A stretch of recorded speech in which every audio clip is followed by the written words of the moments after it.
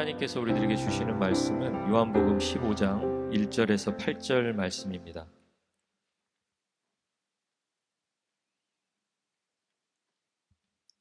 요한복음 15장 1절에서 8절 말씀 찾으셨으면 우리 한 목소리로 같이 읽겠습니다.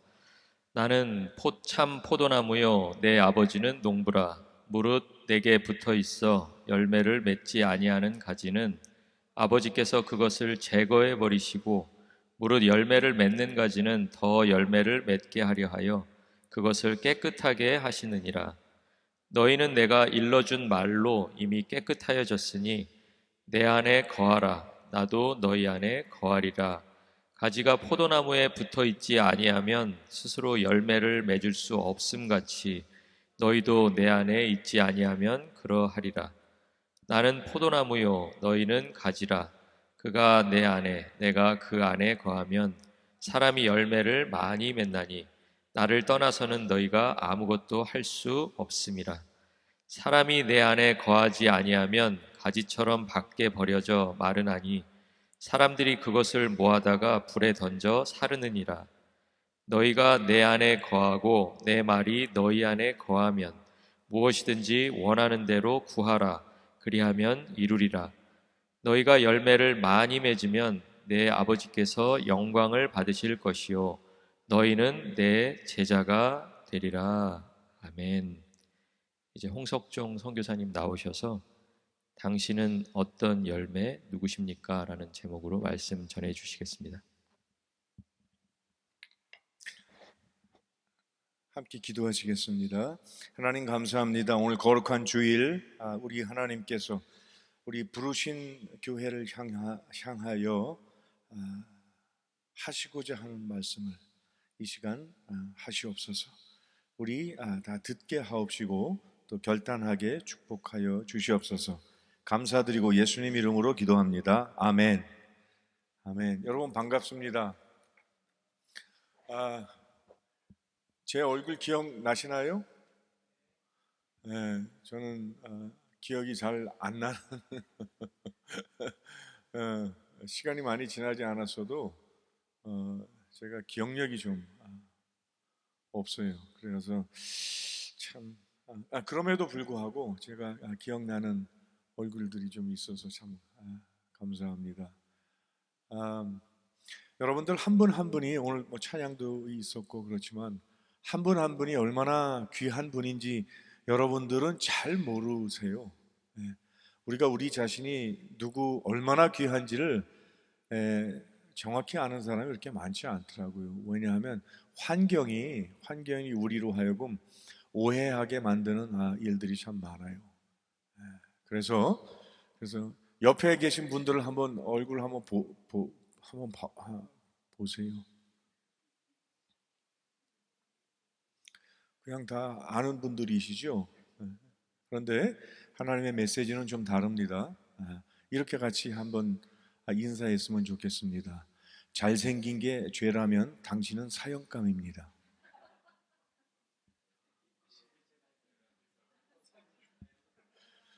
그래서 잘생겨도 좀 정도가 있지 지나치게 잘생긴 분들은 그냥 죽여버립시다. 그냥 너무 잘생겨서 위화감을 줘서 하나님께서 그렇게 만드셨어요. 아멘. 하나님께서 하나님의 사랑을 우리가 이해 못한다고 하는데 이해 못하는 이유가 뭔가 하면 우리 사랑하고 달라서 그래요. 그래서 옆을 봐도 그렇고 또 나 자신을 봐도 그렇고 별로 그렇게 사랑스럽지 않은데 이런 나와 우리들을 향해서 하나님께서는 참 해도 너무하게 사랑하십니다. 그거 우리가 참 알았으면 좋겠습니다. 선교지에 나가면 그런 것들을 참 많이 느껴요. 하나님 사랑해도 이렇게 사랑하실 수가 있으십니까? 하나님 그렇게 사랑하시니까 사람들이 오해하지요. 제가 그렇게 느낄 때가 참 많습니다. 그래서 선교사로 나가서 여러분들은 혹시 선교사님들을 너무 고생한다 이렇게 생각하실지 모르겠지만 고생이 있긴 해요. 왜냐하면 다 버리고 갔으니까. 근데 고생이 고생으로 다가오지 않는 이유가 뭔가 하면 거기서 받은 게 너무 커서 그래요. 그래서 거기에서 적게 받으면 고생스러운 게 많이 다가올 거예요. 근데 하나님께서 주신 사랑을 선교지에 가면 너무 크게 느낄 수가 있어요. 그래서 여러분들도 다 선교사 되시기를 축원합니다. 아멘. 왜 얼굴이 갑자기 어두워지시나요? 생각하실 때, 내 나이가 몇인데 이렇게 생각하시는 분도 계실 거예요. 자, 오늘 바로 그 부분 때문에 제가 이 말씀을 나누길 원합니다. 누구인가 아이덴티파이 했으면 좋겠습니다. 그 전에 잠깐 제가 무슨 사역을 하는지 한 4분 정도 동영상이 있는데 이거 막 너무 많은 일들을 보여드리기 위해서 막 돌아가요. 그래서 잠깐 설명드릴게요. 제가 지금 선교제 간지 19년째인데 코차밤바라는 높은 지대에 있었어요. 한 4,000m 되는 곳에 있었는데 거기 있다가 이제 평지로 내려왔어요. 사역지를 옮겼어요. 그래서 코차밤바에서 제가 하는 사역은 제가 볼리비아에서 하는 사역은 볼리비아만을 위한 것이 아니라 남미 땅에서 부르신 자들을 세워서 선교사로 훈련시켜서 선교사 보내는 그런 사역을 선교사로 갔는데 거기서 선교사 제자 삼아서 선교사 양성해서 보내는 그런 사역을 하고 있습니다. 내일 월요일 날 아침에도 제가 브라질 멕시코 가거든요. 멕시코에 또 한 40여 명 되는 우리 목사님들 헌신한 분들도 계세요. 신학생도 있고 그분들을 이제 도와서 함께 전 세계로 선교사로 파송하는 그런 사역을 합니다. 볼리비아 선교사이지만 남미 전체를 하나님께서 주셨어요. 그래서 그 선교 사역을 위해서 그냥 선교사님들이 그냥 들어가면 교회에서 지원하기가 어쩔 때 어려울 때 조금 예를 들어서 팬데믹 같은 때 그런 때 교회에 재정적인 위기가 닥쳤을 때는 선교사님들을 돕기가 참 힘들어요. 교회가 서바이브 하기도 힘들 그런 상황인데 그래서 하나님께서 그때 우리 선교 단체, 선교 사역에 하나 교훈을 주셨는데 선교사들이 교회의 경제적인 지원을 안 받고도 서바이브 할 수 있는 그런 선교사, 자비랑 선교사예요. 자비랑 선교사. 자비랑 선교사가 왜 필수인가 하면 그냥 거기서 돈 버는 선교사가 아니라 거기에 이민을 가는 사람, 그 나라에서 그 나라 시민으로 그냥 살다가 거기서 죽자. 다시 돌아올 생각하지 말자. 기왕에 간 거 뭐 다시 돌아오고 뭐 그렇게 생각하냐. 이 사역을 하고 있어요. 그래서 특별히 보낼 때 젊은이들을 보내야 장기 선교를 할 수 있거든요. 그래서 그 선교사님들을 준비시키기 위해서 태권도 사역도 하고요. 또 전 세계에 한식 붐이 있어요. 그래서 한국 음식을 참 좋아해요. 사람 어디를 가나 좋아해요. 그래서 한식당, 그 다음에 우리 저 결혼식 하는데 남미에는 결혼을 안 하고 그냥 사는 사람들이 많아요. 그래서 애를 낳고 살다가도 이 남자들이 저기에 또 이쁜 여자 있으면 그냥 가버려요. 뭐냐면 이 결혼에 대한 약속이 없기 때문에 가정이 소홀해지는 거예요. 그래서 결혼 사역도 하고 있고 그다음에 이번에 산타크루스에 내려가서 저희가 하고 있는 주된 사역은 유치원서부터 초중 고등학교까지 있는 학교 사역입니다. 이 학교 사역이 얼마나 중요하냐 하면 가르친 그대로 열매를 맺더라고요. 그래서 저희가 처음 도착했을 때 이 학교는 거의 많이 팽개쳐진 그런 학교였어요. 그래서 한 학생이 한 100여 명 되는데 1년 지나면서 1년 동안 저희가 정말 최선을 다했고 더 솔직히 말씀드리면 저보다는 그레이스 선교사가 올인을 한 거예요. 그래서 사람들한테 학교 이미지도 좋게 하기 위해서 크리스천 학교인데 그동안 예배도 없었고 교회는 스페이스는 있는데 예배를 드리지 못했고 그래서 그 모든 것을 다 회복시켜서 2023년에 저희가 1년 동안 노력해서 이번에 2024년에 등록을 받았는데 300명이 넘었어요. 그래서 이게 되는구나. 이렇게 기독교적 우리가 좀 스트릭하게 하거든요. 애들 옷 마음대로 못 입게 하고 여자애들 옷 여기 이렇게 벌리지 못하고 저희 일이 그 일과가 그것 중에 하나였던 적이 있었어요. 이렇게 여자애들 그러면 가서 저 넥타이 올려가지고 여기 조이고 자꾸 치마를 짧게 하는 게 그렇게 이뻐 보이나 봐요. 여학생들은 그럼 가서 치마 내리고 남학생들은 이렇게 풀어 헤치고 뭐 그러면 다시 가서 조이고 그러면 얘들이 이제 그런 거 싫어할 거예요. 분명히 싫어하는데 그럼에도 불구하고 학생이 2배 이상 늘었다는 것은 이 아이들에게 예배를 회복시켰어요. 그래서 체프를 회복시키고 기도하게 하고 그 듣기 싫어하는 그 설교 그거를 갖다 계속 반복했는데 그럼에도 불구하고 말씀은 우리들의 노력이 아니고 하나님 성령의 역사하심입니다. 아멘. 그렇기 때문에 그 아이들에게 말씀 전했더니 듣기 싫어하는 것 같아도 성령께서 들어가서 역사를 했어요. 그래서 이제 이 학교 사역이 또 이렇게 학교 시설도 다 새로 하고요. 거기 도서관도 없었는데 도서관 세우고 laboratory 실습실 세우고 수영장도 만들었어요.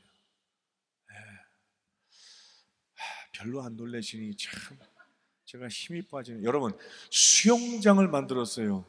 와 왜냐하면 수영장이 그냥 이렇게 가정에 있는 조그만한 수영장이 아니라 그래도 좀 큰 거거든요. 거기는 더운 지역인데 다른 학교는 수영장 있는 데가 없어요.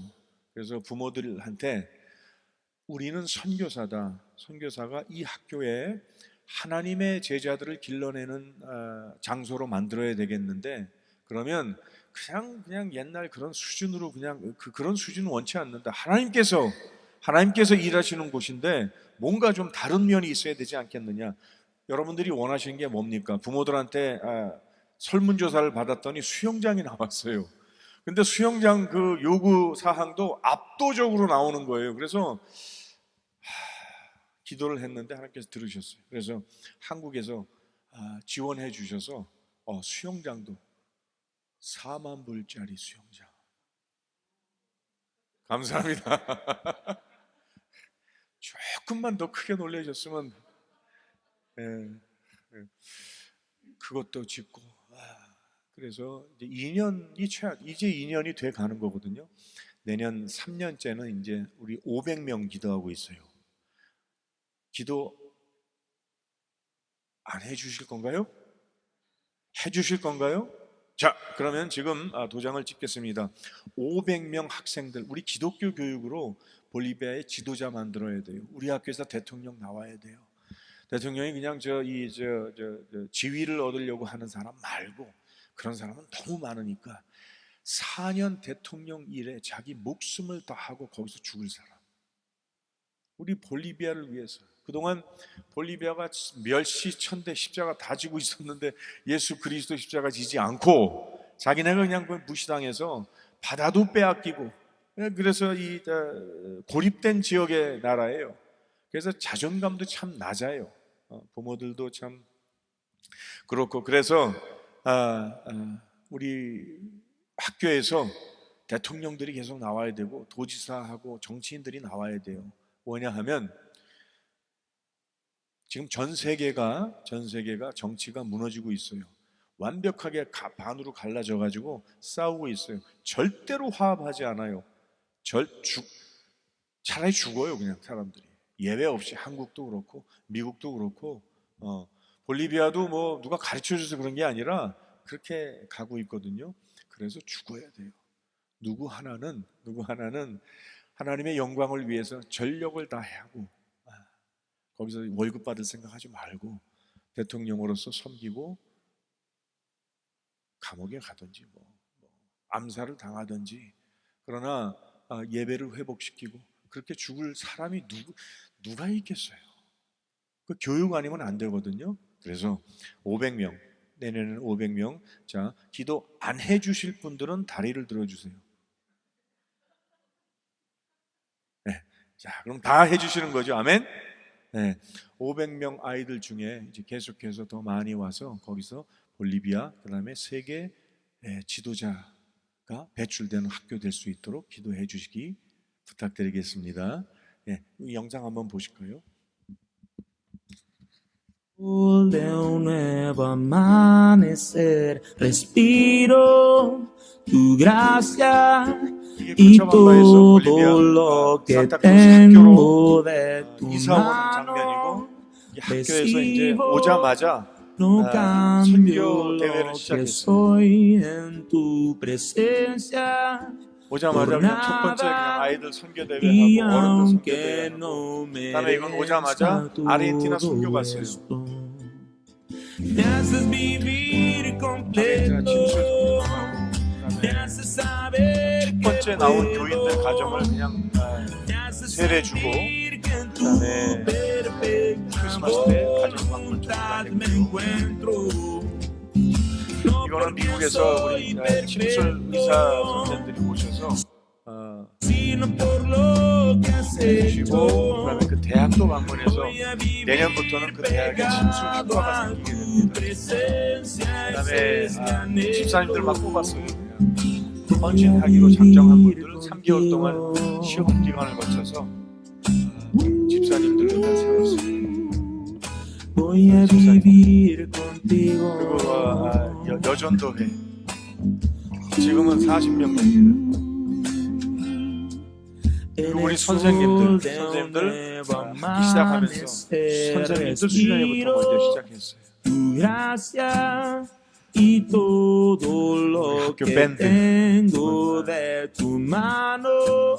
가운데 이분이 태권도 9단 No cambio lo que soy en tu presencia. 이거는 멕시코 여기 갑니다. 이제 이 헌신자들 Y 이제 한 aunque 40 no 여기 이분들 더 많아서 이제 40명 오면 그분들이 이제 선교사 파송을 위한 구체적인 프로그램을 짤 겁니다.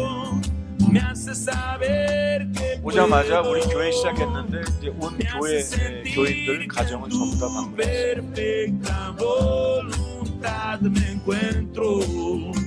누워서 이분들은 이제 결혼했는데 결혼식을 안 올린 커플들 전부 다 와라 그래갖고 다시 교육시키고 이제 결혼식을 하나 시켰는데 요건 멕시코 선교 헌신자들, 여기는 볼리비아 선교 헌신자들이고, 이제 이게 학교입니다. 아침에 나가면 유치원에 가면 매일 한 명씩 울려요 제가. 왜냐하면 깨물어서. La vida es dura, lo sé bien. Los problemas nublan tu fe. Mas hay una opción para estar bien. Escucha lo que te diré. Cristo es luz para. 차도 새로 샀고요. 그다음에 여기는 식당입니다. 식당인데 우리 학교 학생들이 더 많이 모여요. 학생들이 갈 곳이 없는데 여기 너무 좋은 모임의 장. 딴데 가서 마약한 거보다 여기는 이제 그 결혼식 결혼 회사를 차렸어요. 그래서 이거 드레스 하나가 10,000불 20,000불짜리 미국에서 가져간 거예요. 비벌리 힐스에서 하는 그거를 도네이션 해주셔서 가지고 가서 이거는 이제 한의원이 para llamarme con ojos de padre decidiste 한의원 진료받으러 오면 tantos motivos hay 교회 와. tantas razones 왜냐하면 안 오면 흑백이 정도 하니까 조금 더 나아지면 완전히 날려면 우리 교회 나와야 된다 그래서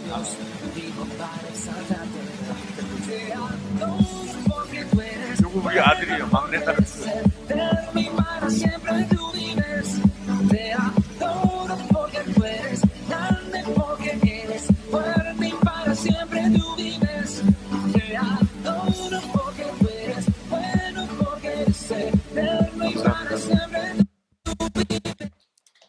하나님께 영광의 박수 올려드리겠습니다.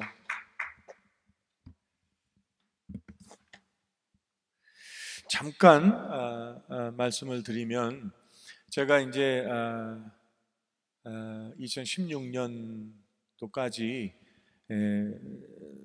여기 LA에 와서 이제 제 사역 도중에 하나님께서 저희를 부르셨어요. 그래서 사역 도중에 뜬금없이 가서 침술 공부하고 오라라는 메시지를 주셨는데, 이해할 수 없잖아요. 현직 선교사가 선교 사역 도중에 침술 공부를 하려면, 한의학 대학을 다니려면 5년이 필요하거든요. 5년 사역지를 비면 그건 사역의 단절을 얘기하는 거거든요. 도저히 있을 수 없는 일인데, 그래서 이게 하나님 부르신 게 맞나, 그거 확인하는데도 한 1년 이상 걸렸어요, 기도하면서. 그런데 저희 볼리비아에서 하고 있던 모든 사역들을 대신해서 할 수 있는 청년들, 사역자들을 하나님께서 세워 놓으셨더라고요. 그래서 아이들 미니스트리, 중고등부, 청년부, 그 다음에 저 대신 설교할 목사님, 그 다음에 저희가 볼리비아에서 교회를 세우자마자 3개월 내에 5명 교인이 있는데 5명 데리고 선교부터 갔어요. 우리 교회는 선교교회고 선교가 생명이다. 그래서 선교를 간 저기 두메산골 지역, 거기를 매해 가는데 그 사역도 담당할 사람이 있고, 그래서 하나님께서는 저희가 와서 공부할 수 있게끔, 한의학을 공부할 수 있게끔 하셨거든요. 사실 처음에 이해하기 힘들었어요. 근데 하나님께서 무슨 인도하실 때 뭐를 이렇게 다 끝까지 해서 여기까지 가는 거야, 그러니까 너 열심히 해, 그게 아니고 첫 번째 문을 하나 열어주셔서 방향만 보여주세요. 그리고 그 문을 통과하고 나면 그 다음 거. 그래서 이게 내가 지금 어느 길로 가는지 대충 guess는 할 수 있는데 정확하게는 잘 모르는 거예요. 한의학도 저희가 선교 사역을 하는 도중에 왜 한의학을 가서 공부해야 되는지를 잘 몰랐어요. 그런데 1년 내내 하나님께서 마음에 부담을 주셔서 기도하게 하셨고, 그래서 나중에 완전히 모든 사역자들이 다 준비돼 있구나, 우리 미니스트리가, 그걸 확인하고 나서 감사하게 저희가 결정하고 올 수 있었어요. 5년 과정을 그레이스 선교사가 굉장히 이 행정의 대가예요. 3년 내에 5년 과정을 다 마치고 라이센스 시험까지 끝내고 3년이 채 안 걸리고 2년 한 10개월 만에 완전히 다 끝냈어요. 그래서 사우스벨로라고 들어보셨나요? 한의대? 네, 거기에 전설이에요. 저희가 이래 봬도 그냥 평범하게 보이시죠? 그런데 저희가 2년 3년이 안 걸리게, 그 이후로는 이제 그렇게 끝나는 게 있구나라고 해서 끝내는 분들도 뭐 한두 분 계셨다고 얘기를 들었는데, 그렇게 끝났어요. 그렇게 끝나고 나니까 이게 하나님께서 인도하심이 있긴 있구나. 그런데 저희가 라이센스를 받고 돌아가서 볼리비아 땅에 처음 이제 그러면 내가 무엇을 해야 될 것인가. 그래서 LA에 있는 우리 같이 공부했던, 같이 졸업했던 라이센스를 가진 한의사 선생님들하고 또 이미 졸업한 선배님들하고 또 김용석 원장님이라고 아세요? 김용석 한의원. 예.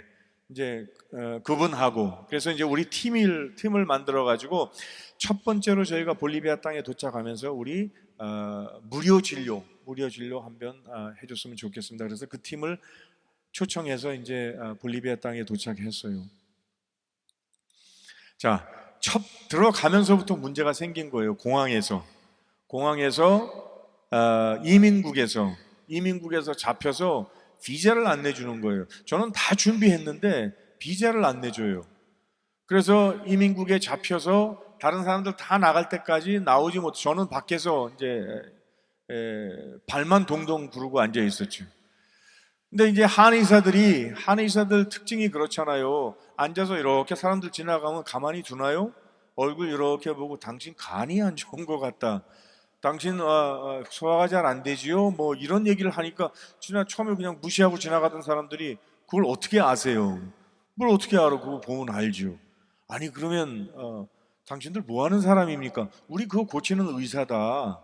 그러니까 그러면 어느 병원에 미국으로 가야 되나요? 아니, 누워 여기.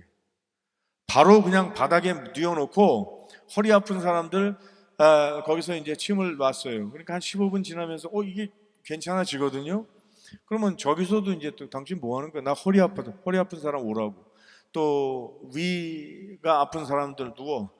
다 나중에는 공항에 있는 전 직원들이 전부 다 몰려와가지고 자기 일은 안 보고 거기서 치료가 이제 벌어진 거예요. 그렇게 되니까 이제 자기 가족들한테 전화하기 시작하는 거예요.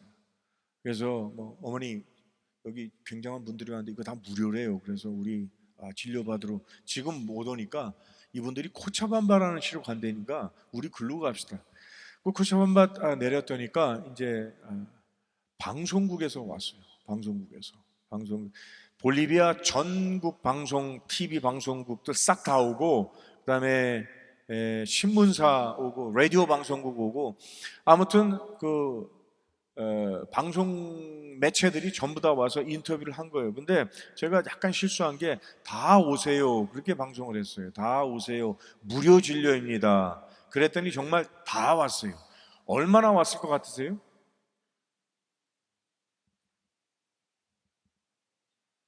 약간 뜸을 들여야 7천 명이 왔어요. 조금 놀래주셔서 감사합니다. 근데 7천 명이 일주일 동안 그 한의사 10명이 진료하는데 500명을 다 못 봤어요. 나머지 기다리고 그러니까 와서 기다리는 거예요. 병원 밖에서 밤새도록 이 기다리는 줄이 그 병원 주위로 해갖고 2km, 3km를 기다리고 와서 밤새도록 기다리고 진료 잠깐 받고 가는데 나중에 자기 순서 돼서 이제 밤 8시쯤 돼서 의사들이 김영석 원장님 응급실에 실려갔었어요. 막 힘들어가지고 아니 목사님 이거 해도 너무한 거 아닙니까? 우리를 불렀으면 어느 정도는만 해야지 이게 뭐 7천 명이 오고 이게 말이 됩니까? 그래도 하는 데까지 해주세요. 그랬더니 나 잠깐 좀 쉬었다 와야 되겠다. 그래서 응급실에 가서 거기 고산지니까 또 산소 마스크 끼고 거기에 자기 그 족삼리에 침 놓고 백회 뜸 놓고 난리가 났었어요.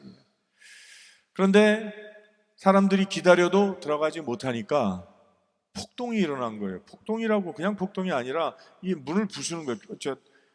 병원 대문이 철문으로 됐는데 왜냐면 왜 내 앞에서 끊어지니까 나 또 기다려야 되는가. 그랬다가 마지막에는 이제 이분도 이제 내일은 가십니다. 오늘 끝입니다. 이러니까 이 사람들 화가 나겠어요? 안 나겠어요? 그죠?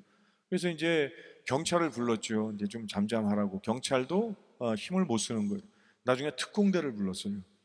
특공대가 왔는데 특공대 표시만 있으면 뭐 하나? 그래서 이 사람 특공대도 하도 말을 해도 안 들으니까 막 총을 쏘고 그 방송에 다 나갔어요. 그게. 그래서 이제 도지사가 어떻게 했으면 좋겠냐. 그래서 그레이 선교사하고 제가 한의사니까 이분들 다 돌아가도 티켓을 나눠 드릴 테니까 오세요. 치료해 드릴 테니까. 여러분, 저희가 그때 한의학을 공부하고 라이센스를 딴 거의 돌팔이 수준이었거든요. 근데 저희가 7,000명, 6,000명을 6,500명을 봐야 돼요.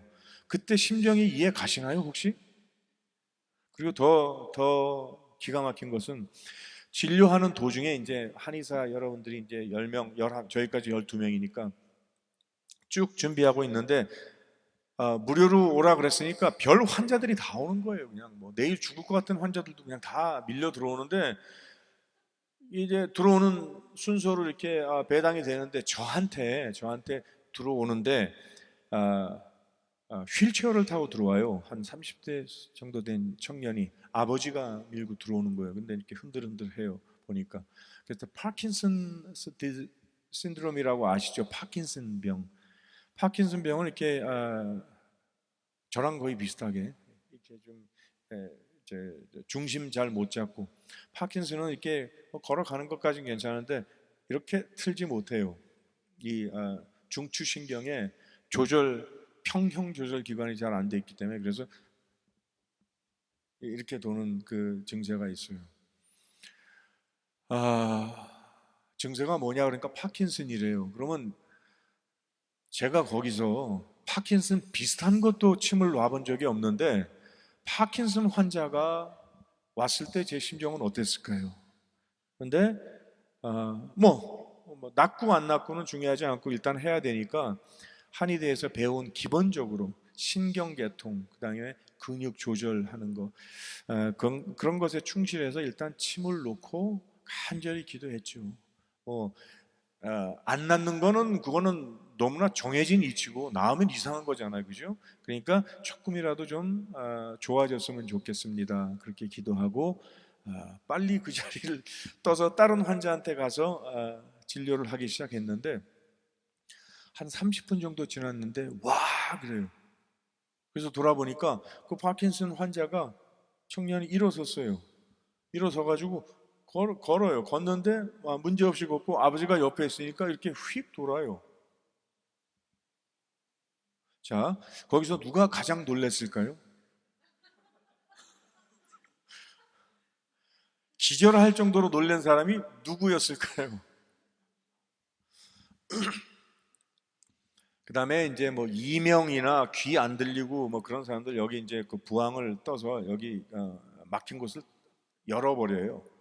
그러면 뭐 5년 동안 귀 안 들려서 했던 사람이 여기 하고 있는데 이렇게 얘기하니까 자기가 놀래고 선교지가 그런 곳이에요.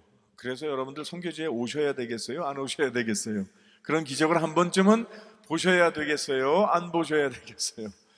선교지에서는 그런 일들이 일어납니다. 지금 여기 와서 하라 그러면 또 안 돼요. 그게 또 잘 안 돼요. 그래서 선교는 그 다음에 치료는 전적으로 하나님의 영역입니다.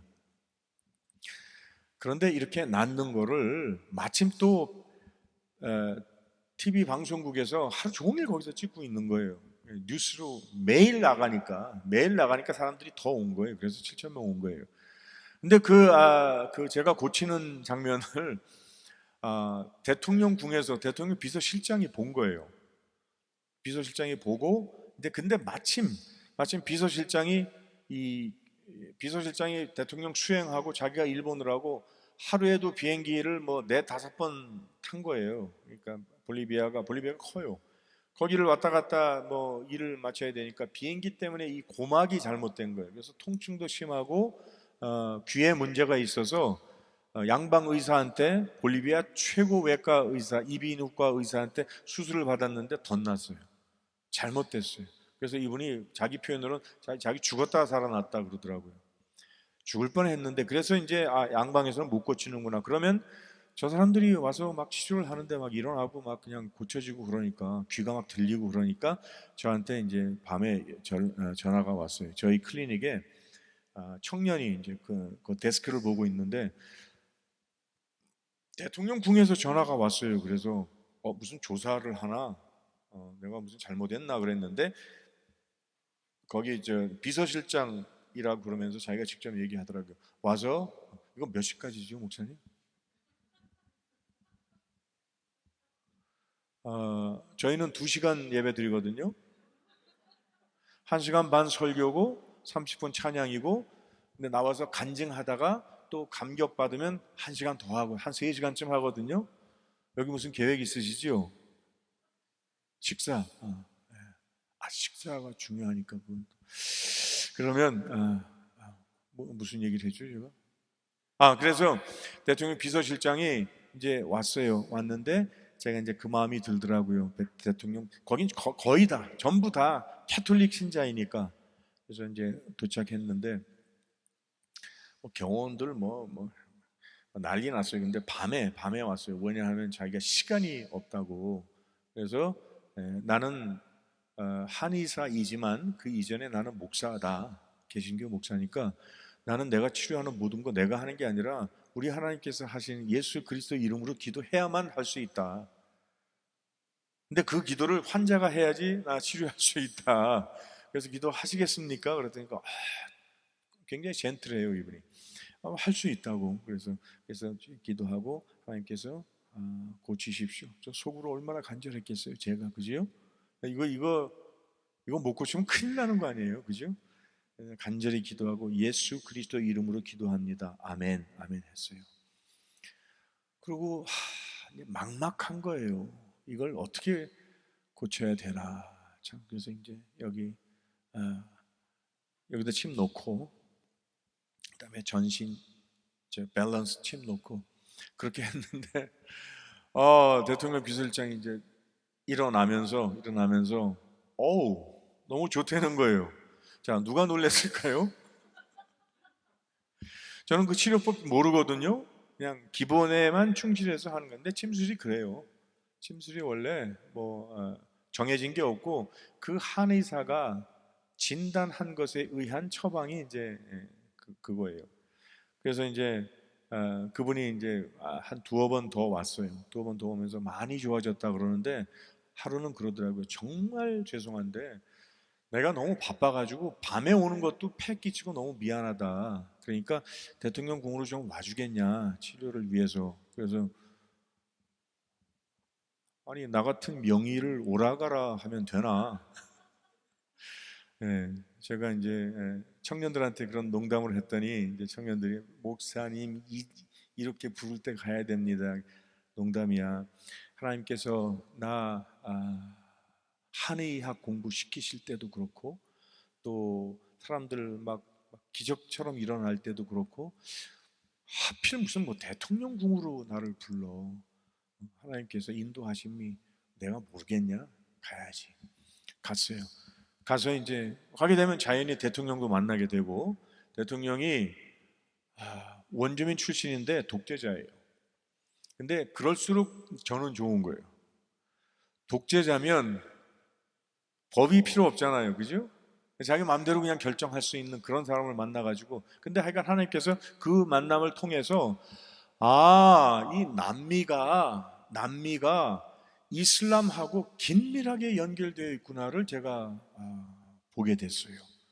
남미 사람들이 이슬람 들어갈 때 비자 없이 들어가요. 패스포트만 있으면 공항에서 그냥 통과가 되는 거예요.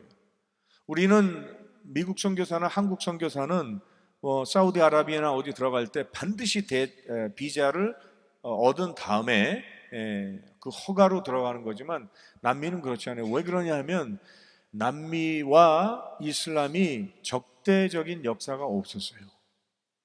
그래서 그렇게 좋은 관계예요. 그 다음에 남미를 하나님께서 어떻게 보호하셨냐 하면, 남미에 이슬람이 들어온 역사가 500년이 넘어요. 신대륙 발견 때, 콜럼버스 발견 때, 그때 유럽 사람들이 남미에 들어왔죠.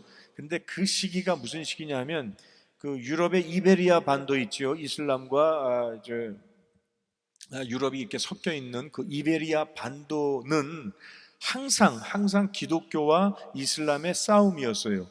그래서 기독교가 세력을 얻었을 때는 이슬람 박해, 이슬람 엄청나게 죽였어요. 기독교인들이. 또 이슬람이 또 승했을 때는 기독교 박해가 있었고, 그 이베리아 반도가 그런 역사를 가지고 있는데, 신대륙 발견할 때, 남미 대륙을 발견하고 들어올 때, 스페인 사람과 포르투갈 사람들이 들어올 때, 그때가 이슬람이 박해를 받던 시기였어요.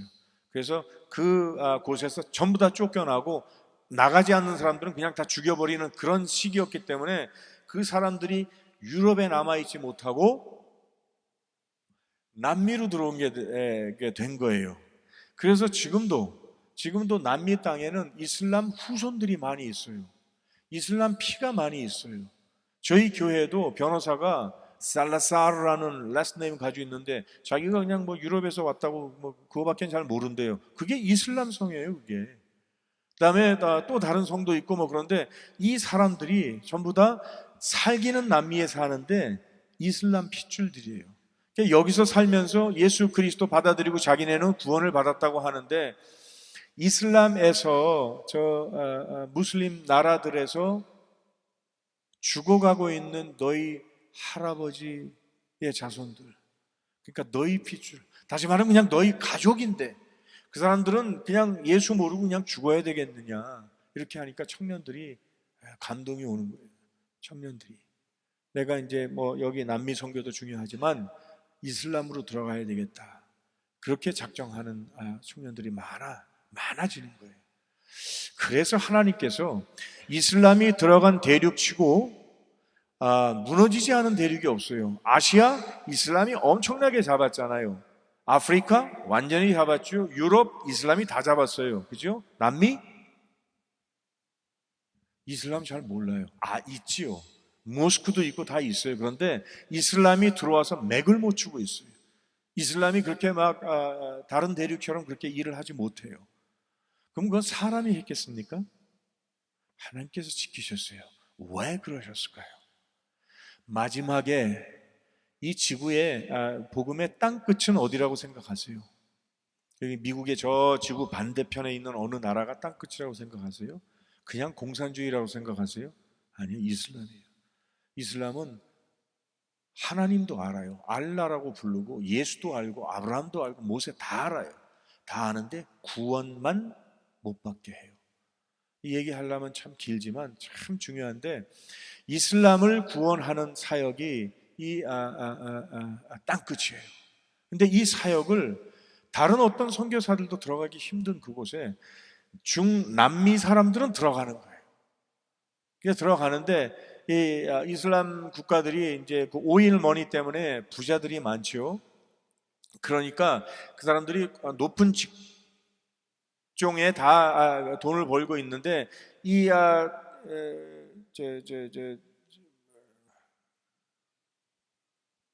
천한 직업은 아니고 뭐라 그래요? 하여간 하기 싫어하는 일들, 그런 거는 자기가 이제 자기네가 싫어하니까 그게 남미 사람들이 들어가서 할 수 있는 거거든요.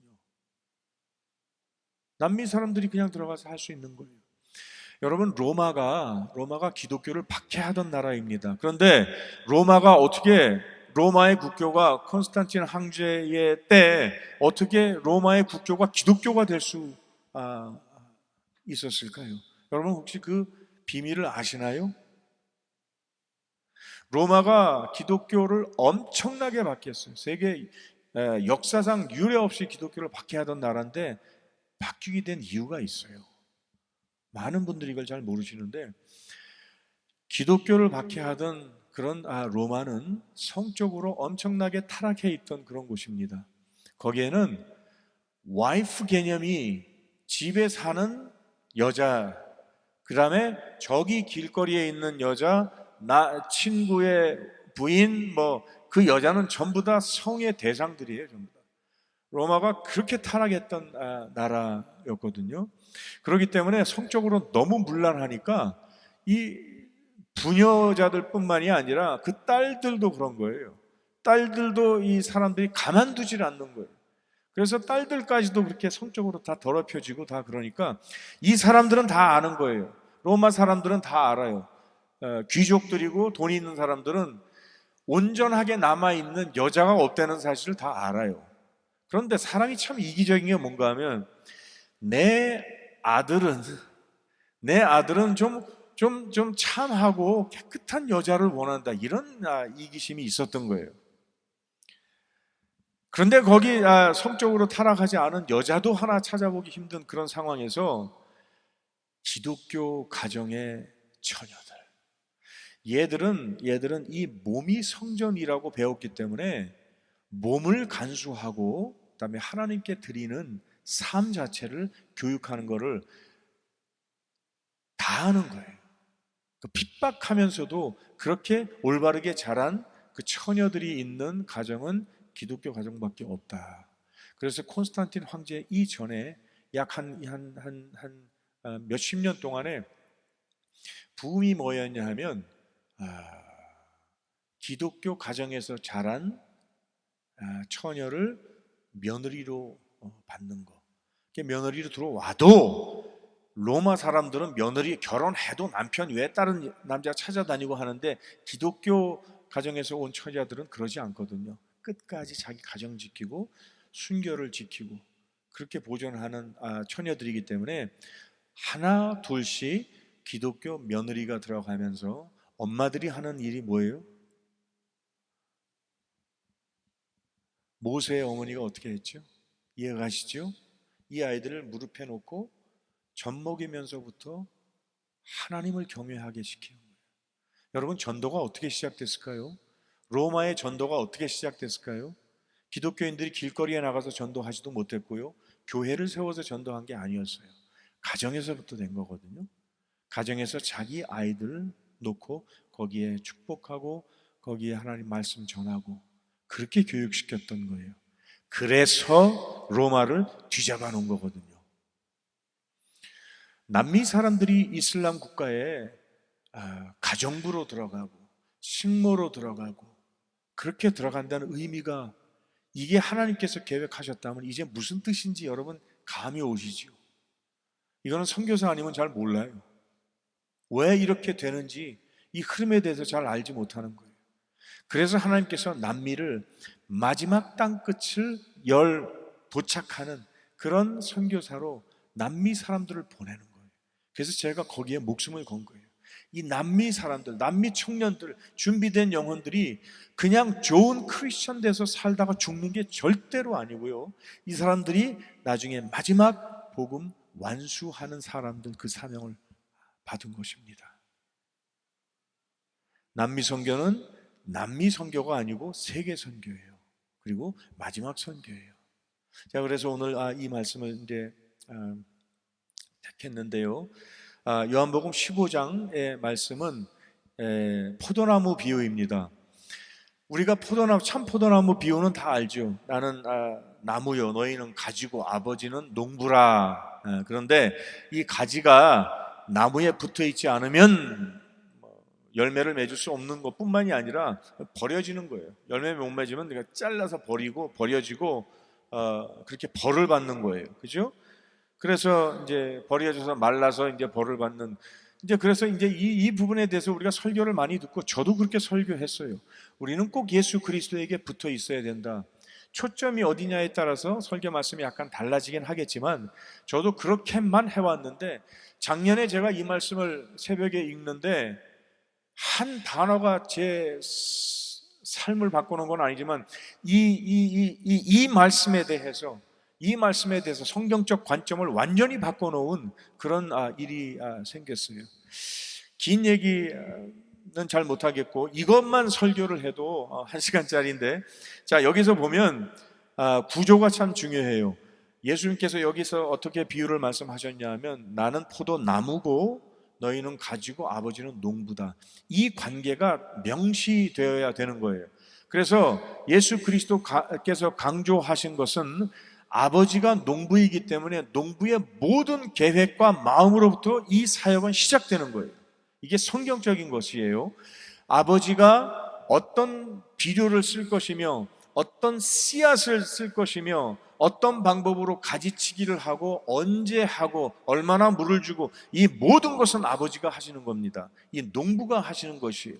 거기에 예수 그리스도는 순종함을 통해서 포도나무로 자란 거예요. 만약에 아버지 농부께서 그것을 무슨 사과나무로 심으셨다 하면 그건 사과나무가 되는 거예요. 그건 아버지의 결정이에요. 그러나 여기 포도나무로 아버지께서 결정하셨다고 한다면 이 나무 몸통이 되신 예수 그리스도의 순종을 통해서 나무가 되고 거기에 가지를 뻗어서 그 가지 끝에 포도 열매가 맺어지는 것이거든요.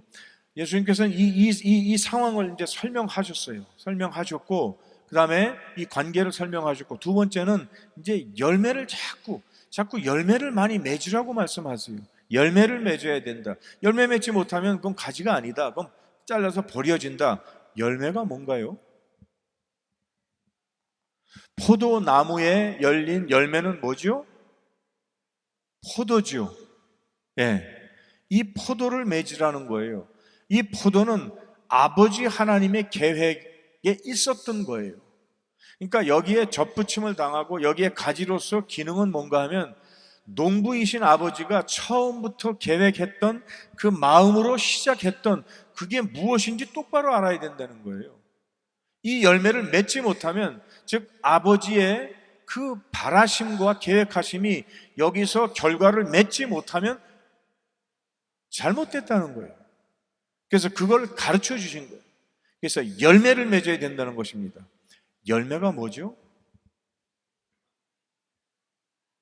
오늘 이 말씀을 보실까요? 8절 말씀 한번 보시면 내가 너희 안에 거하고 내 말이 너희에 거하면 무엇이든 원하는 대로 하라 그리하면 이루리라. 이 이룸에 대해서 말씀하셨어요. 이것도 참 긴 얘기인데, 자 8절에 보면 너희가 열매를 많이 맺으면 내 아버지께서 영광을 받으실 것이요 너희는, 한번 다 읽어볼까요? 시작. 너희가 열매를 많이 맺으면 내 아버지께서 영광을 받으실 것이요 너희는 내 제자가 되리라. 아멘. 이 포도나무 비유에서 제자라는 단어 때문에 이 얘기는 다른 얘기가 되는 거예요. 여지껏 이걸 모르고 있었어요. 목사라고 하면서 제가 이걸 몰랐던 거예요. 예를 들면 너희가 열매를 많이 맺으면 내 아버지께서 영광을 받으실 것이요 나에게도 영광이 되리라. 이러면 문장이 참 매끄럽죠, 그죠? 아버지께 영광이 되고 나에게도 기쁨이 되리라. 이렇게 해도 문제가 없어요. 이렇게 해야만 사실은 원래 매끄러운 문장이에요. 근데 뜬금없이, 이건 정말 뜬금없는 거예요. 열매를 많이 맺으면 하나 아버지께 영광이 되고 너희는 내 제자가 된다는 거예요. 이게 무슨 얘기예요 도대체? 뜬금없이 이게 무슨 얘기냐는 거예요. 나무이신 예수님께서 가지를 향해서 말씀하신 게 뭔가 하면 열매 맺고 이 모든 것이 내 제자의 미니스트리다. 마세테스, 제자라는 거예요. 제자가 뭐죠 여러분? 제자는 그냥 학생이 아니에요. 제자는 그 가르침을 주는 그 선생님에게서 수학을 배워서 이제 1 더하기 1은 2구나. 그래서 내 삶에 유용하게 써먹는 그런 학생이 아니고 제자는 이분처럼 되는 거예요. 제자는 나를 가르쳐준 그분의 모든 것이 내 삶에 들어와서 내가 이 선생님처럼 되어지는 것, 이것 보고 제자라고 하는 겁니다. 마세테스란 단어가 바로 또 다른 선생이 되는 것, 이것이 제자의 뜻이었어요. 이 단어가 여기 있는 이유가 참 포도나무의 비유의 존재 목적은, 이 말씀의 존재 목적은 열매를 많이 맺어, 반드시 맺어야 돼. 가지는 이 나무에 붙어 있어야 돼.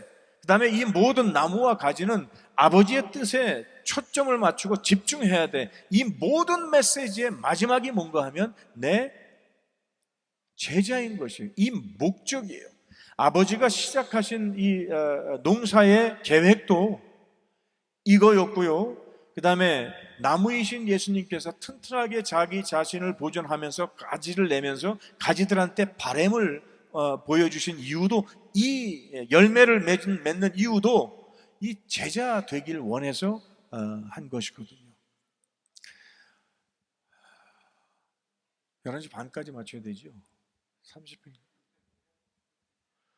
배가 고프긴 해요. 그런데 그래도 불구하고 이게 너무 중요해서, 제자라는 것이 요한복음 전체에서 예수님께서 요한복음 전체에 나는 누구다, 나는 길이요 진리요 생명이고, 또 나는 생명의 떡이고, 나는 세상의 빛이고, 나는 문이고, 예수님께서 자기 자신을 아이덴티파이 많이 하셨어요. 근데 이게 마지막 비유로 들어오면서 예수님께서 하고자 하셨던 말씀은 뭔가 하면, 나는 하나님께서 보내신 이 사역을 하는 사람인데 너희는 누구냐 이거예요. 나는 나를 아는데 너희는 너희가 누구인지 아느냐 이거예요. 그러니까 왜 이런 말씀을 하셨냐 하면, 너희가 누구인지 거의 다 모르고 있다라는 얘기예요. 그래서 말씀을 하고자 하시는 거예요. 너희가 누구인지 이제는 알아야 된다는 것이에요. 이게 너희가 제자가 되어야 된다는 것은 여기서만 말씀하신 게 아니라 마태복음 28장 마지막에 예수님께서 떠나실 때 무슨 말씀을 하셨죠? 너희는 가서 제자를 삼고. 아멘? 왜 하필 거기에서 가서 제자 삼으라는 말씀을 마지막으로 하셨을까요? 너희가 누구냐 이거예요. 너희의 할 일이 뭐고, 너희의 생명의 삶의 내용과 목적이 착하고 좋은 크리스찬으로 살다가 죽는 것이 절대로 아니다라는 얘기를 운변하시는 거예요. 너희는 이 말씀을 지키면서 사람들에게 손가락질 받지 말고 할 수만 있으면 정직하게 살아라. 할 수만 있으면 남들을 도와주면서 살아라. 그 말씀을 하신 게 아니에요. 너희는 내 제자가 돼야 되는데 제자는 나와 같은 사람이야. 내가 누구냐? 나는 하나님 아버지 같은 사람이야. 내가 아버지의 모습으로 아포스톨레스, 보내심 받은, 그러니까 최초의 선교사는 예수 그리스도이십니다. 아멘.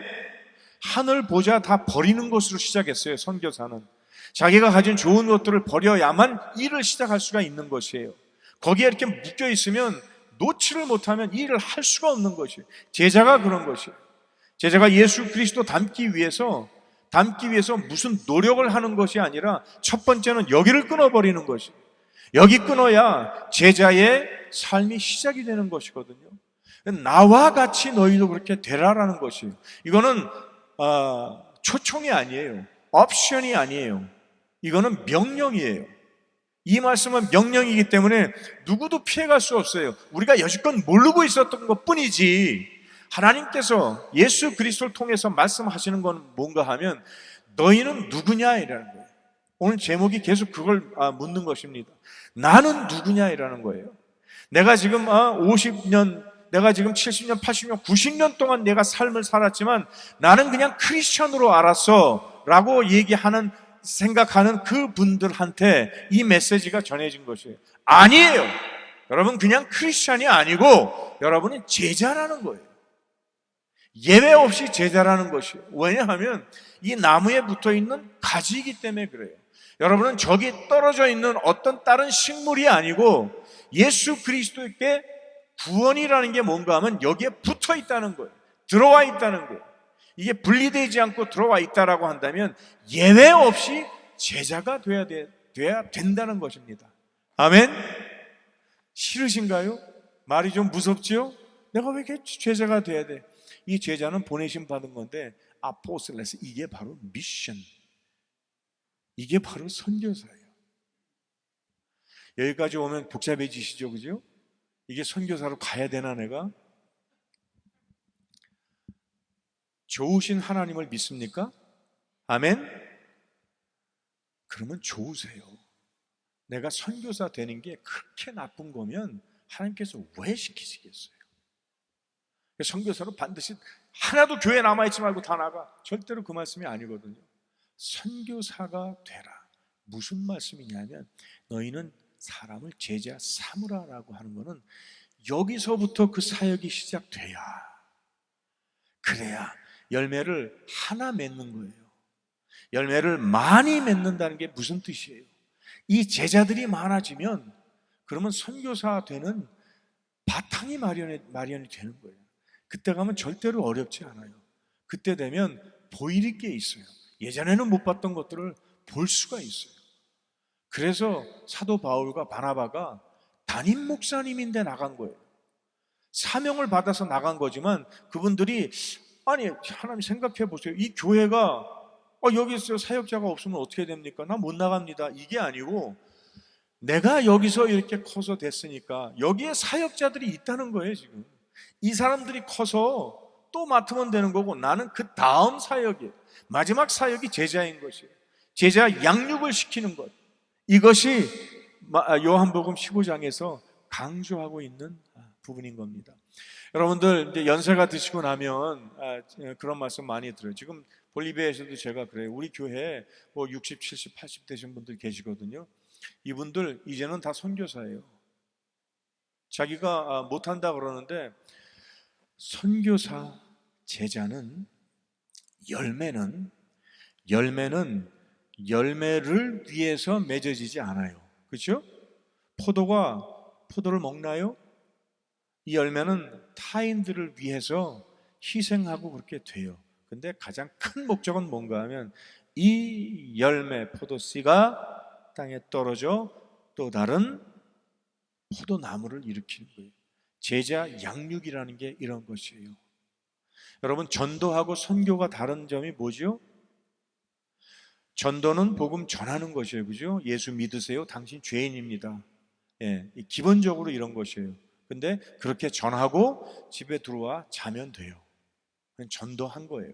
근데 선교는 복음 전파하고 그 다음에 그냥 거기서 끝나는 것이 아니라 그 씨가, 가지가 열매를 맺고 난 다음에 이 열매가 땅에 떨어져서 자라남을 끝까지 기다려야 되는 거예요. 이게 제자 양육인 것이에요. 이 제자 양육을 통해서 또 다른 포도나무가 자라나는 것이에요. 포도 송이들이 많이 있죠. 그 열매를 이렇게 풍성하게 맺는 이유가 뭐겠어요? 풍성하게 열매를 맺어서 수많은 포도나무들이 일어나야 된다는 것이에요. 열매로 그냥 죽어버리는 것이 아니라 또 다른 제자 양육을 통해서 이 아버지 농부의 계획하신 것들이 이어져 나가야 된다는 것이에요. 제자 양육이 결국은 우리 예수 그리스도께서 십자가에서 우리를 구원하시면서 우리들에게 주신 메시지예요. 너희는 나를 믿고 착하고 이쁘게 살다가 하늘나라 가라. 그 말씀이 절대로 아니에요.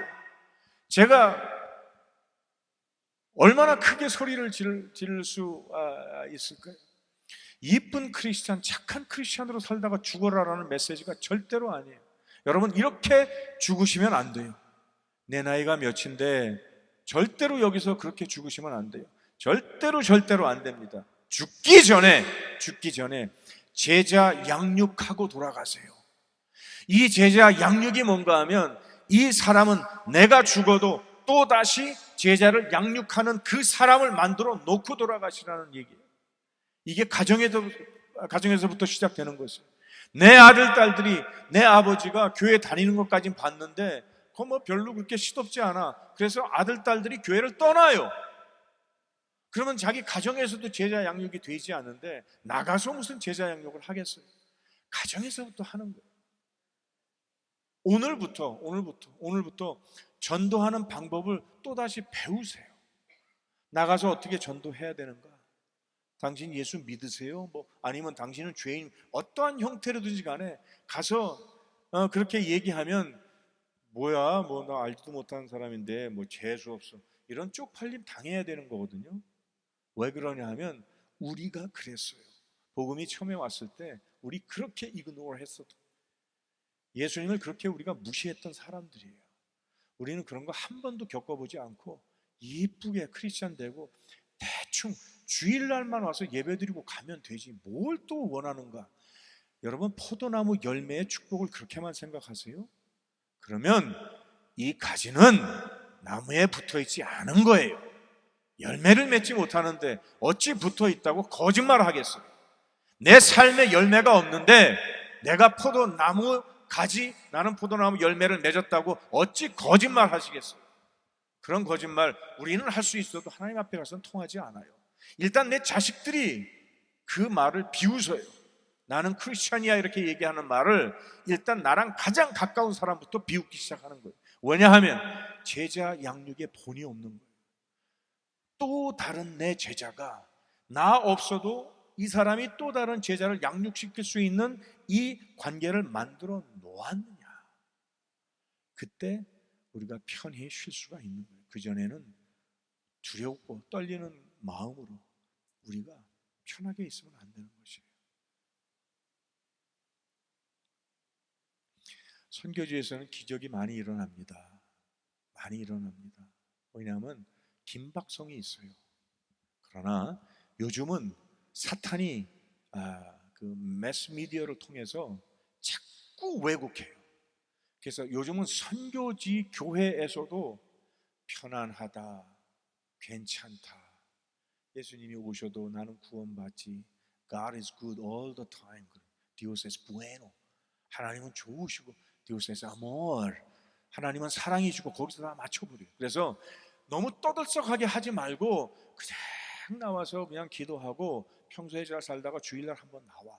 전부 다 그런 가짜 가지들만 양성하는 게 교회예요. 부르신 교회입니다. 여러분, 여기 그냥 우연히 오셨다고 생각되시나요? 하나님께서 지나가다 여러분 그냥 여기 뭐 교회 하나 있네 이러고 오셨던 걸로 생각되시나요? 부르심의 목적은 뭔가요? 보내심이에요. 불러서 여기서 거짓말 안 하고 해코지 안 하고 살다가 죽는 그런 부르심은 없어요, 성경에.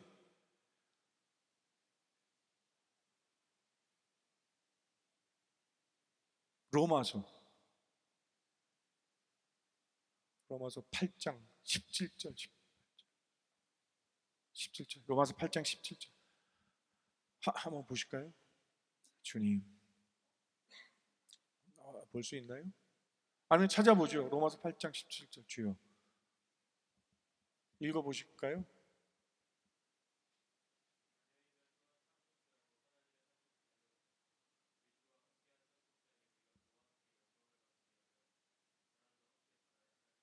아멘. 자녀임은 후사예요. 후사는 그 아버지의 그 모든 전 재산을 물려받는 그런 상속자예요. 예수 그리스도와 같은 상속자라고 성령께서 가르쳐 주신다고 했어요. 근데 그렇게 된다면 우리는 그 영광을 받는데, 영광을 받기 위해서 고난도 함께 받아야 된다. 크리스천 라이프가 있잖아요. 편하면 이상한 거예요. 그렇다고 맨날 무슨 뭐 병원에 있는 고통을 얘기하는 게 아니고요. 늘 내가 참 이 세상 아름답고 편안하다, 내가 이렇게 할 일도 없고 내가 뭐 부족한 게 없다, 이렇게 되면 이게 잘못된 거란 얘기예요. 내가 지금 제자가 있느냐, 나는 이렇게 죽으면 내 미니스트리를 이어갈 수 있는 제자 하나도 없이 이렇게 죽는 그런 사람이 될 것인가에 대한 불안함이 있어야 된다는 것이에요. 고난도 함께 받는 이유가 뭔가 하면 하나님의 은혜는 고난이 동반되어야 값어치가 있어요. 고난 없이 은혜를 받았더니 완전히 망쳐버린 얘가 뭐죠? 사탄이에요. 사탄은 하나님의 그 엄청난 능력과 축복을 다 받아 누리고 고난은 없었어요. 그러니까 자고하는 거예요. 하나님이 귀한지를 모르는 거예요. 자기 능력인 줄 알아요. 거의 고난의 의미라는 것이, 다시 말씀드리면 교통사고 나서 다리가 잘라지는 고난을 얘기하는 게 아니에요. 내가 편안하다 이런 생각 가지고 있는 크리스찬은 생각해 봐야 돼요. 내가 왜 이러고 앉아있지? 이런 마음들이 있어야 돼요. 다시 말씀드립니다. 그렇게 열매를 많이 맺으면 하나님께서 기뻐하십니다. 아멘. 하나님께서 영광 받으십니다. 그런데 나는 제자가 되어야 되는 것, 그게 예수님께서 초청하시는 것입니다. 여러분, 마음을 먹었으면 좋겠어요. 우리 이렇게 삶을 끝낼 수는 없어요. 제가 죽음의 고비를 한번 넘겼거든요. 죽음의 고비를 한번 넘겨서 알아요. 네. 그 나이에 상관없이 죽음의 고비를 넘긴 사람들은 조금 다른 것들이 있어요. 시간이 아까워요. 시간이 아까워서, 그다음에 내가 다음 달이나 내년쯤에는 내가 좀 생활이 괜찮아져, 그럼 내년쯤에 전도를 시작할게, 이렇게 생각하시는 분들이 있으면 큰 오산입니다. 그렇게 절대로 생각하지 마세요. 오늘 저녁부터 시작하세요. 오늘부터 목사님, 전도는 어떻게 해야 됩니까? 그 다음에 이렇게 전도해서 이 교회에다 그냥 불러놓고 그 다음에 알아서 크시오, 절대 그게 아니에요. 내 책임이에요. 그렇게 온 분은 목사님 지도 하에 내 제자예요. 내가 길러야 돼요. 내가 이 사람을 양육해야 돼요. 그래서 이 분이 또다시 전도할 수 있게끔까지 성숙함에 이르기까지, 그건 내 책임이에요. 한 번도 전도를 해서 이곳에 데려오지도 못하고, 한 번도 나가서 예수 믿으세요 제대로 해본 적이 없고, 한 번도 당신 뭔데 나한테 이렇게 귀찮게 굴고 예수 얘기해, 이렇게 막 쪽팔림 한 번 당해보지 않고 그렇게 아름답게 편안하게 살았다 그러면 제 생각에는 가지가 나무에 붙어있지 않은 거예요. 자기는 붙어있다고 생각하는데 아니에요. 왜냐하면 열매가 없기 때문에 그래요. 그게 증거예요. 거짓말 할 수가 없어요. 누구한테 가서 거짓말 하겠어요? 다른 사람은 다 속여도 자기 가족은 못 속이고 하나님은 못 속여요. 나에게 열매가 없어요? 큰 문제 없어요. 회개하는 거예요. 우리 다 이렇게 돌아서고 이렇게 다 다시 자라나는 거예요. 그래서 제가 볼리비아에서 La fe es la decisión. 믿음은 결단이다. 하나님 쪽에서는 믿음은 은사이고 은혜이지만 나 쪽에서는 결단이다.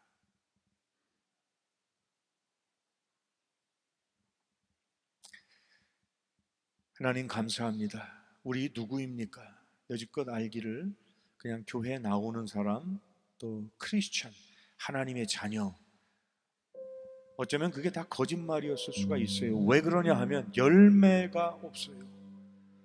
분명히 포도나무 가지에 붙어 있다라고 생각했는데 열매가 없어요. 없으면 빼도 박도 못하는 증거예요. 이 가지는 찍혀서 버리움 당하고 말라지는 거예요. 하나님, 나 그렇게 되기 싫습니다. 하나님, 우리 그렇게 되기 싫습니다. 우리 부르신 교회 거룩하게 불러주셨습니다. 열매 많이 맺게 해주세요.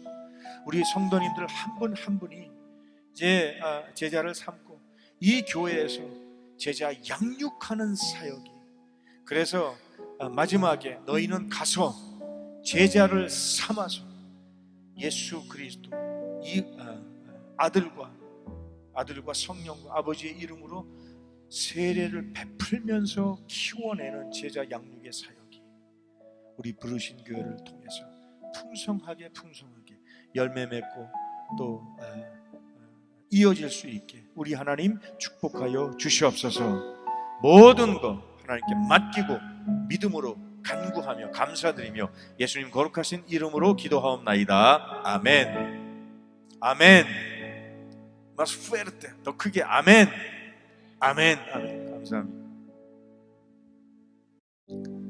이제는 우리 주 예수 그리스도의 은혜와 하나님 아버지의 크신 사랑과 성령 하나님의 교통 역사하심이 오늘 주신 이 말씀을 통해서 내 자신이 제자인 것을 다시 한번 깨닫고 제자로서 하나님의 영광 위에서, 제자로서 그리스도의 십자가 복음을 위해서 살아가기로 다시 한번 결단하는 부르신 교회와 교회에 속한 가정들과 가정의 온 자녀들 위에, 그리고 특별히 볼리비아와 그 볼리비아의 청년들과 그 청년들을 통하여 이루실 하나님 나라 사역 위에 이제부터 영원토록 함께 계실지어다. 아멘.